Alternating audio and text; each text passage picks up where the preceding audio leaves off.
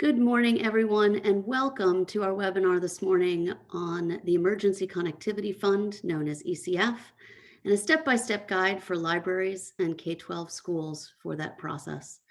Huge thank you to Dell Technologies and Intel for sponsoring this webinar and for joining us here today. We're now going to get started with our webinar. I'd like to start today first by introducing our panelists this morning. First, myself, I am Gaby Rowe. I am the principal of Grow Associates, a strategy consulting and E-rate consulting practice based out of Houston, Texas. Now I'd like to pass it to Rob Silverberg from Dell Technologies, who has joined us today. Thank you so much, Rob. Thanks for having me. Hello, everyone. Rob Silverberg with Dell Technologies. I'm proud to represent Dell and help educate our schools and libraries on how to apply for this funding, what the limitations are, what the process is, and how we can help to provide connectivity to those underserved. Thank you so much, Rob. And that really is the essence of what this webinar will be about today as we present the ECF opportunity to you, the ways in which you can apply, eligibility criteria, and some use cases and some programs that you will hear more from Rob Silverberg about from Dell. And then, of course, opening it up to a Q&A. If you have questions through the course of this webinar, please post those in the Q&A, and you'll see there are a number of other members of both Dell and Intel who are online with us this morning. They will be answering your questions in the Q&A in the chat, and they will also be available later on during the Q&A. I will, of course, be available to answer questions about the ECF program. And now I'd like to start our program for today. So what is the Emergency Connectivity Fund? As part of the American Rescue Plan, a fund of $7.2 billion was established specifically to focus on home connectivity. All school districts, nonprofit schools, and libraries have access to this fund. And those are for forward expenses, which is very important to remember when thinking about ECF. This is not a reimbursement program for things that you spent money on during COVID. These are for expenses between July 1st of 2021, which has just passed, through June 30th of next year. So these are for expenses that you are incurring right now or will incur in order to help your communities have access to home connectivity, whether that is through a lending program out of your library, a mobile library bus, or of course, home connectivity programs coming from our K-12 schools. Applications opened a few weeks ago on June 29th and will close 45 days later, which is August 13th. There is no priority given to when you get it in during those 45-day during that 45-day window. We will talk a little bit later about what that priority does look like, though. All expenses have to be for home-based connectivity. That was the purpose of this connectivity fund as part of the American Rescue Plan. And what that means, as I mentioned earlier for libraries, is they must be lending programs. So anything that takes place within the walls of the library, whether that's desktop computing or access within the library itself, that is not considered part of ECF. However, lending programs of hotspots, laptops, broadband service, those are all acceptable for libraries. A mobile library bus that provides connectivity, that is acceptable. We'll talk about those programs in just a minute. And for K-12 schools, it is laptops and connectivity that you are enabling for students in their homes. Again, we'll touch on that eligibility a bit more in just a minute. So for those eligibility criteria for libraries, a laptop lending program where you are signing out laptops to your members is absolutely eligible. A long-term hotspot lending program, whether that program is part of a laptop program or standalone by itself, that is an acceptable use of funds for ECF. And of course, as I mentioned, hotspots on library vehicles that are moving throughout your community, that service on those mobile vehicles, that connectivity is acceptable as well. For K-12 schools, the connectivity requirements are slightly different. For a staff member or student that is receiving a laptop or connectivity from ECF funding, they have to prove that, or the district has to prove that that student or staff member did not have adequate connectivity or an adequate device prior to the ECF purchase. The connectivity or device must be used primarily at home, not stored at school. It can go back and forth from school to home, but its primary base of use has to be in the home environment. Connectivity has to be registered to an identifiable staff member or student. It can't be shared. So for example, it can't be off a cart that students will take out with them. And it can't be part of a lending program where a student may or may not take that device home. So this is a place where the K-12 school requirements differ quite significantly from libraries. Libraries are absolutely able to do those lending programs, but unfortunately schools cannot. They must connect a device, whether that's a connectivity device or a laptop or a computer. They must connect that with an identifiable student or staff member, and that device must leave the school building to go home. For both libraries and K-12, one of the universal requirements of this program is that all eligibility records, so the records of students, the records of your program, if you're a library, must be kept for 10 years. For those of you who have done grant funding or federal funding in the past, that period of time is typically 7 years. Because this program is being implemented so quickly, and it is going to take the federal government some time to audit the program, they're asking that all libraries in K-12 schools keep those records for 10 years. If records or if devices are lost during the course of that 10-year period, there are disposal forms that the FCC provides in order for you to keep that as part of that long audit record. So SIPA filtering, this is often a question that comes up when we talk about anything related to what could have been E-rate or online funding from the federal government, and is a very important criteria. So for libraries, all on-site and off-site computers purchased with ECF must be SIPA compliant. And the reason we say on-site there, even though we have said these cannot be used in the library, when you have a lending program, those computers are going to spend some time in the library moving in and out. They must be, for all of the different uses they have, they must be SIPA compliant.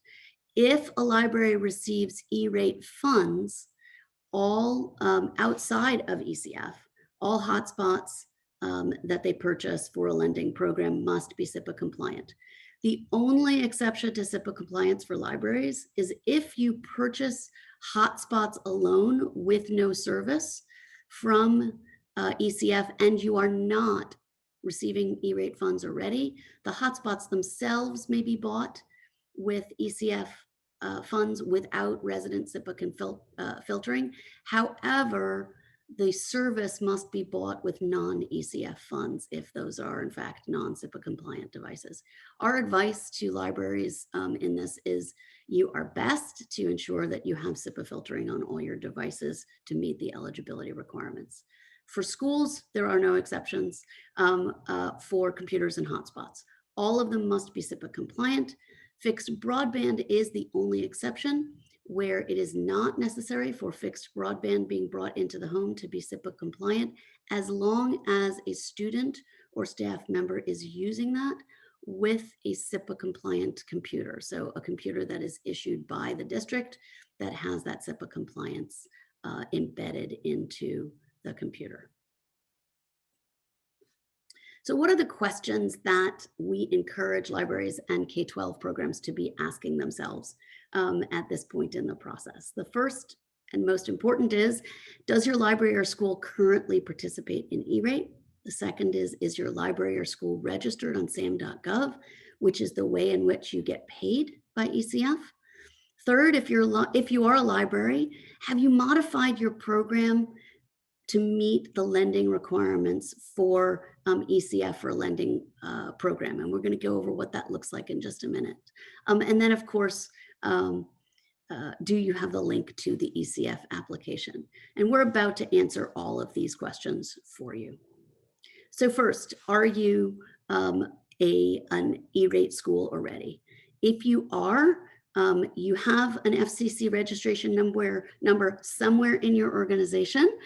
If you are the person who has administered in the past, then you can skip this step because you will already have access to the CORS webpage for your FCC registration number. However, if your institution has not received E-rate funds in the past, or you have not been the E-rate administrator off of your email, then you need to do the following steps. You go to the FCC's core webpage that you see listed here, and we will be sharing this deck, this presentation with all registrants for this webinar. And then once you go onto that, you create a username and password attached to your email, and you will receive an automated email to verify your account. Once that account is activated, register for a new FRN if you are not in an institution that's participated in E-rate. However, if you are simply a new administrator, then you need to go to the button that says associate username to FRN so that your email address can be associated with the existing FRN for your institution.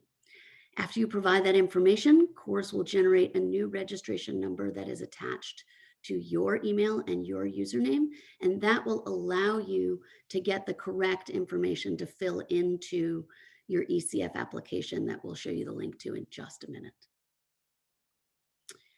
You then need to register for sam.gov. In order to do this, you go to sam.gov and you register for a SAM account with the following information. This is simply so that the federal government, the FCC, can send you the funds if you file an ECF application that is in fact eligible. To do that, we suggest you get this information listed here ahead of time so that you can fill the application in quickly. And that will be your DUNS number, your Data Universal Numbering System number, your taxpayer identification number. And again, these are for your institution. The bank routing number for your institution, account number, and bank account type. And anyone who handles the operations and payables and receivables in your organization will be able to provide you with this information so that they can set up an electronic funds transfer, which is how you're going to receive your ECF funds. Once you register, you should receive a confirmation email.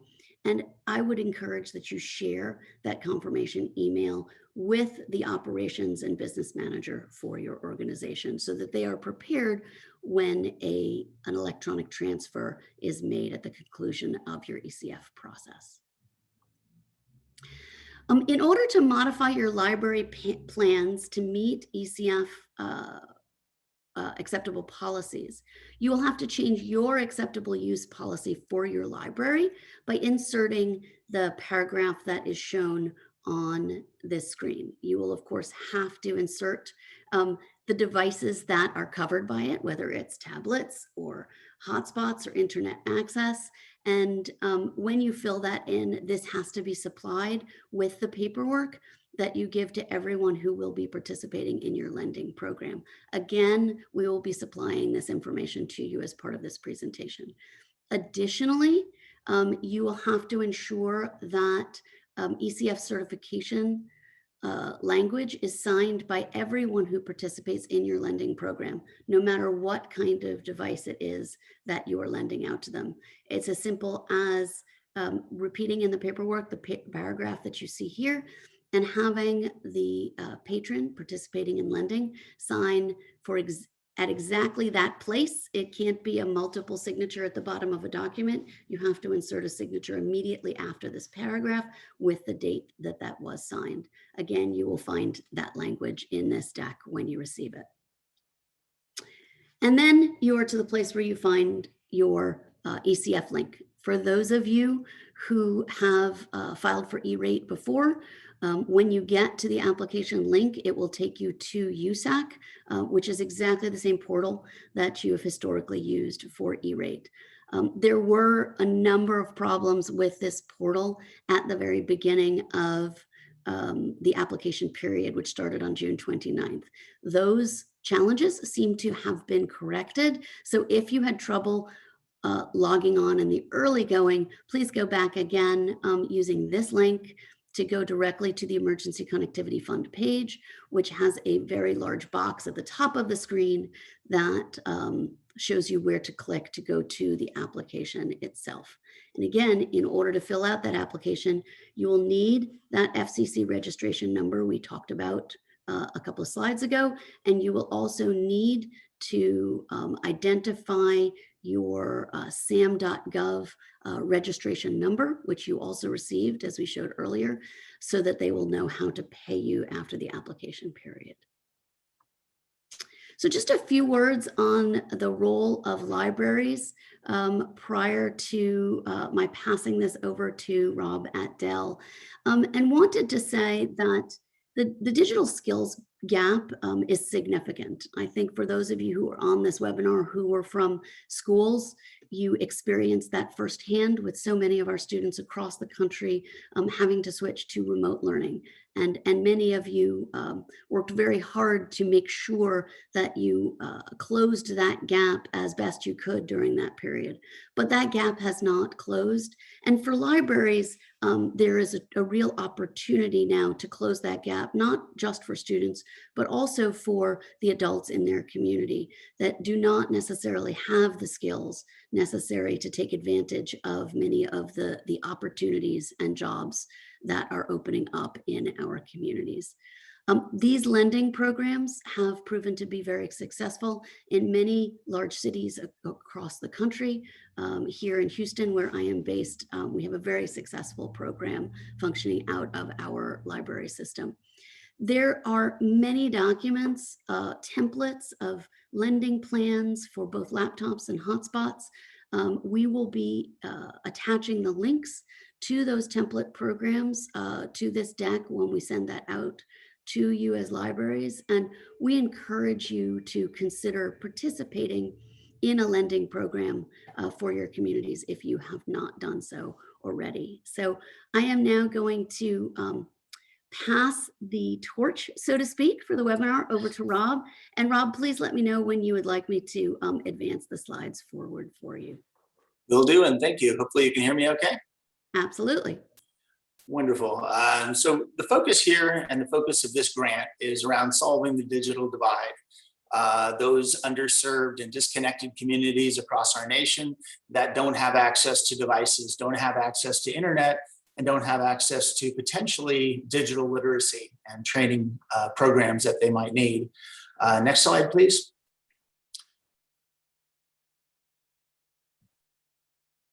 And understanding the digital divide is an important place to start. Understanding the problems that we have across our country, how many people we have that do not have access, and that this program, this Emergency Connectivity Fund, can help to address. So if you look at the graphic here, you have a disparity among both, there we go, right back. So 12 million students in the United States lack adequate internet or computing devices. Of those, 7 million are Black or Hispanic. So clearly, we need to solve that problem nationally. We also have a problem with rural communities that are disconnected or underserved. And as we look at how to bring connectivity, how to bring devices, put them in the hands of those that are underserved, that's clearly a problem that we're looking to address. It's also important to note that 82% of middle skill jobs require digital literacy. For those that are disconnected and don't have access to compute and connectivity, they're missing out on that opportunity to participate in the digital economy. So as we look at this fund, as we look at the ability to put devices in the hands of underserved communities, we're really changing the way our disconnected communities can interact, can gain access to opportunities, remote work, remote school. These are very important aspects of modern society. Next slide, please. And it goes beyond just the devices. Clearly, this grant is focused on access, that second part of the problem, getting the device into the hands of those people who don't have it, getting connectivity in the hands of those that don't have it. But we also need to look a little bit more holistically at the problem and how we're going to solve it. The initial focus on collaboration, intentional collaboration for public and private sectors to focus on how we're going to solve digital inclusion issues. We also know that there's going to be a potential need for skills. Those people who are handed a computer for the very first time may not even know where the on-off button is. And when someone tells them to log in, they may not know what that means, or open a web browser. What's a web browser? So this is where our schools and libraries really need those programs to be able to address digital literacy and a lot of focus on bringing some of these people online that don't even understand where the on-off button is. Then also we want to promote that this is a community problem. This is where we can band together as a community to bring the right skills, the right help, the right support. In some cases, that's one-on-one, hands-on coaching and tutoring and mentoring. And that's where our library personnel, our schools can actively help to bring these people up to speed. Next slide, please.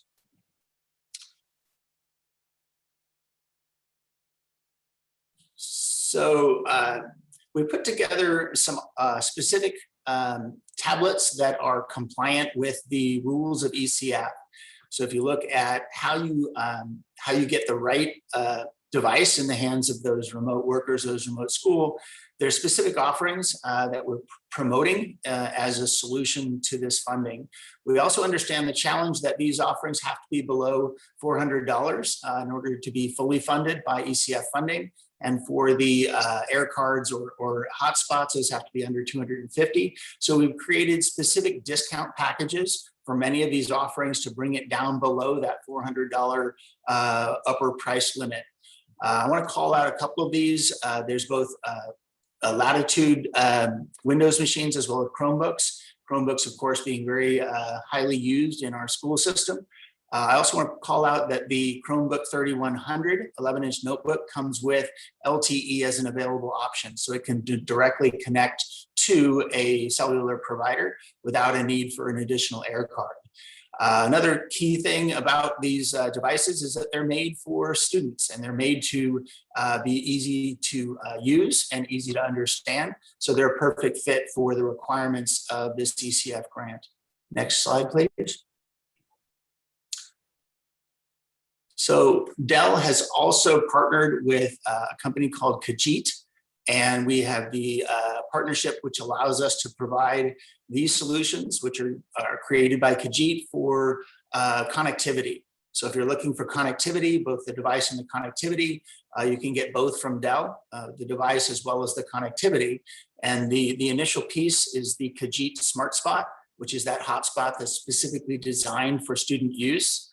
Then there's the Smart Bus, which allows you to create an entire connectivity solution for a school bus. Very important for school buses going out to rural areas, perhaps to remote communities where they're going to spend significant time on the bus. That could be learning time. That can be time where they're online doing homework. And then lastly, the Kajit Sentinel portal. This is the ability to provide that filtering, the SIPA requirements that can be met with the Sentinel portal. So all these are available from Dell and are a complete solution for this, this requirement. So that's what I have, and thank you for the time.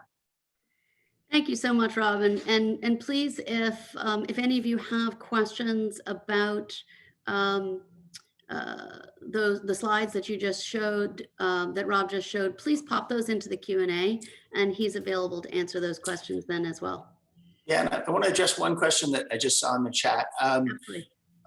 Yes, you can purchase devices that are more than $400, but you'll only be reimbursed up to $400 from the federal government through the ECF grant, but you're fine to buy devices that are more expensive if you choose. To build on that, Rob, you will be asked the cost of your devices in the ECF application. You are not capped, as Rob just said, by putting $400 in there, but they will use that to calculate how much you will get on your reimbursement. And again, those numbers, to reiterate, are $400 for devices, computing devices, and $250 for connectivity. And that means the cost of the hotspot plus the cost of service running through that end date, which, to remind everyone, is June 30th, 2022. So one thing before we get to Q&A that I would like to highlight for everyone is we are doing 2 open office hours sessions for anyone who registered for this webinar. And in those office hours, it will be in a Zoom format, not in a webinar format, so that you can ask really specific, detailed questions, both about your application and any questions that you might have about that are device specific. So both myself and the Grow Associates E-Rate consultants will be on these open hour sessions, as will members of the Dell and Intel staff. So you'll have both of us to ask direct questions that apply specifically to your library or K-12. On the Grow side, we have to date advised about 2,000 ECF filers on their applications. So we strongly encourage you, if you're considering this program, to come to one of these 2 open office sessions and ask your questions there. But now let's move forward to the Q&A, and I am going to ask for Kate Sylvain, who's a member of the Grow team, to please let us know if there are questions for either myself or for Rob. Thanks, Gabby. Just a couple of questions that have come through regarding ECF. One in general, as far as who the equipment can be loaned to. Does it have to be students, or can it be loaned to adults as well? For library lending programs, it can be loaned to anyone who is qualified as a patron in your library.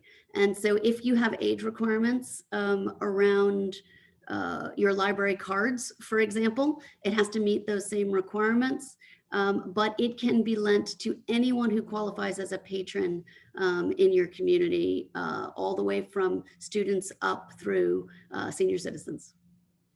And then to go off that, for K through 12, is this just for students, or can schools also purchase equipment for teachers?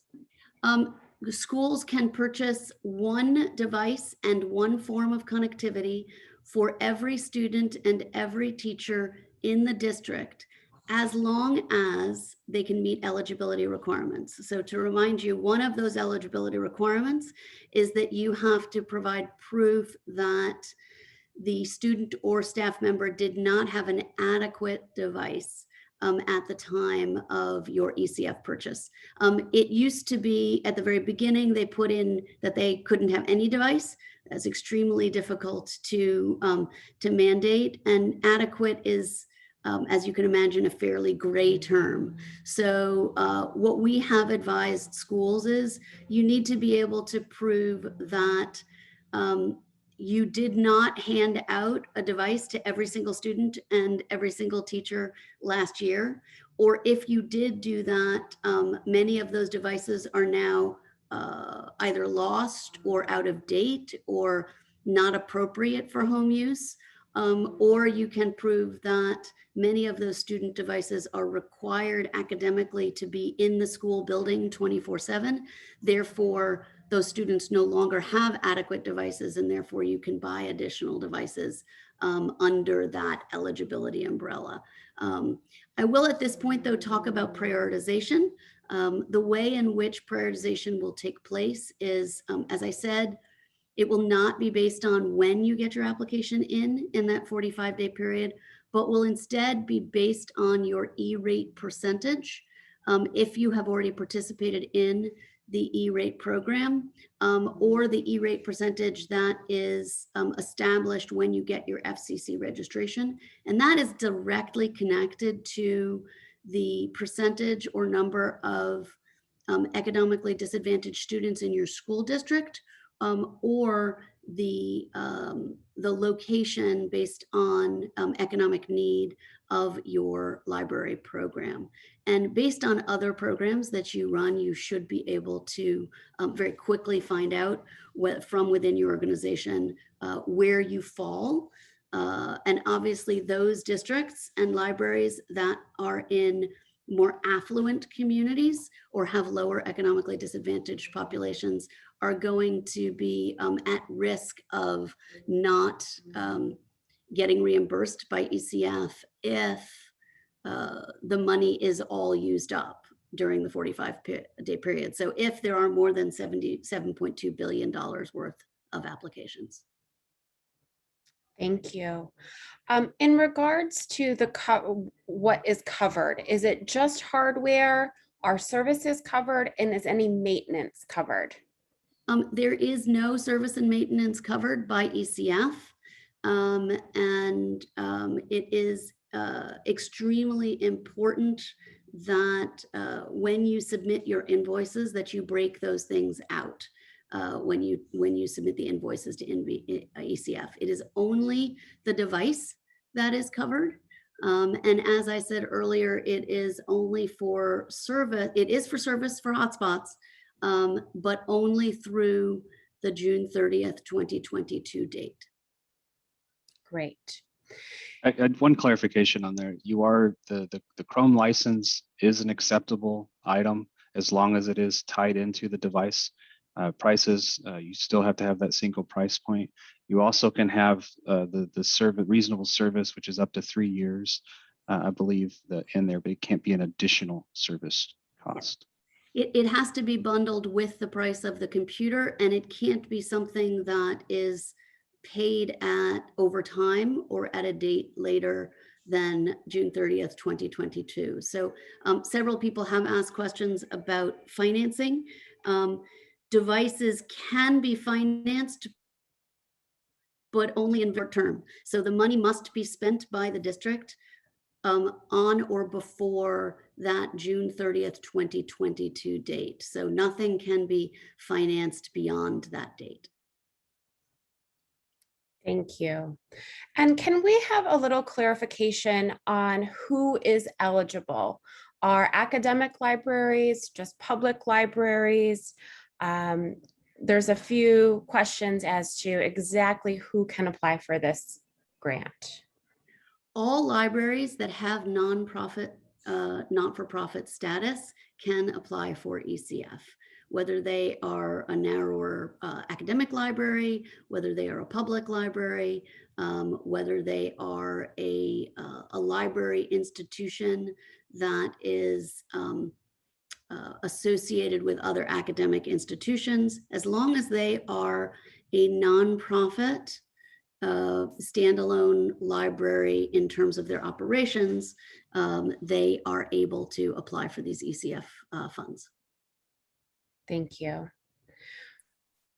How do you know how bus Wi-Fi would be calculated for reimbursement? Would that just qualify for the 250, or would there be more available for something like that? It will only qualify for the $250 of service, and that is a question that both schools and libraries have asked many times. It's one of the challenges in the way that this program is set up. It is not possible to calculate the number of students or the number of patrons that might impact, and so that is done on a single device, single service standpoint.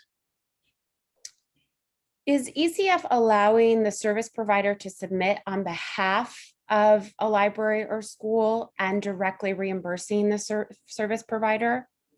No, unfortunately, that is not being allowed in the ECF plan. And I know that is more typical of E-rate's historical programs.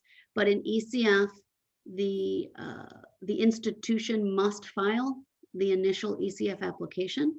There is the possibility on that ECF application to choose an E-rate consultant that will support you in the process. So for example, helping you upload invoices, et cetera. But it is not possible for either a provider or a consultant to submit that application for you in advance. Thank you. What happens if an individual gets a device or means to connect later on in the process? Do libraries and schools have to reclaim the device at that time? If it is for a library that is in a lending program, you do not have the same criteria for adequate service the way schools do have that. So that does not apply to libraries. For libraries, you must demonstrate the viability of your lending program, which are you can show through the template that we're going to be sending you of a description of your program. For schools, however, if a student either leaves the district or gets service on their own and no longer needs your service, you need to fill out a disposal or amendment form that will be provided by the FCC that will allow you to keep a record of how that machine moved from one individual of need in your district to another. What you cannot do with that device or that service is begin to use it in the school building or change the purpose of the use. So for example, using it as a lending computer in your computer lab. It must be brought back in and lent out subsequently to another student for exactly the same purpose. Great. And lastly, specifically related to ECF, is there any leeway as far as the dates of qualification? If a library has already maybe purchased hotspots within, the last couple of months, will the ECF consider those, or is it just from the July 1st date?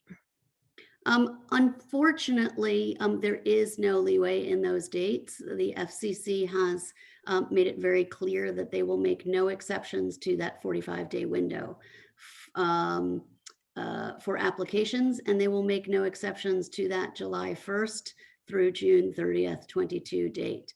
They have, however, said that if there is funding left over after this first 45-day application period, they're going to open a second ECF application that's going to be retroactive. That is going to cover expenses that that libraries and school districts spent over the last year. So from the year prior to that July 1st date. Great. And then there's one final question that may be for you, but also maybe for our Dell representatives. Can anyone clarify, can Chromebooks and licenses be purchased separately, or does that all have to be bundled together? If you want to use the ECF funding to cover the Chrome license cost, then it cannot be a separate line item cost. It needs to be bundled. Correct. Thank you. And to Billy's point, it not only has to be purchased with the device, it has to be included in the price of the device. It cannot even be listed separately on the invoice as its own standalone line item. Wonderful. I think that's all we have right now for questions. Fantastic. Well, would you like to say a few words to close, Rob? Yes, I think this has been very informative. I've learned a lot as well from all the details that you provided. But this program is really important to help our communities, to bring connectivity to disconnected individuals and families. And we're very focused on helping our libraries and schools achieve those goals. Thank you so much, Rob. And thank you to all of our Dell friends who are on supporting us today and our friends from Intel. I'd like to close by saying you will receive a copy of this deck, a recording of this webinar. You will also receive registration links to those 2 open office hours. You don't have to come to both. You can come to both. We encourage you to invite anyone else in your institution that you think would benefit from those open office hours. Please sign up. We will be holding those next Tuesday and next Thursday at 9 a.m. and 12 noon respectively. So we look forward to seeing you there, and we hope that you can benefit from the presentation materials and the links that we are going to follow this webinar with. Again, thank you so much for spending your time with us, and good luck in this ECF process. We think our students and our communities will benefit.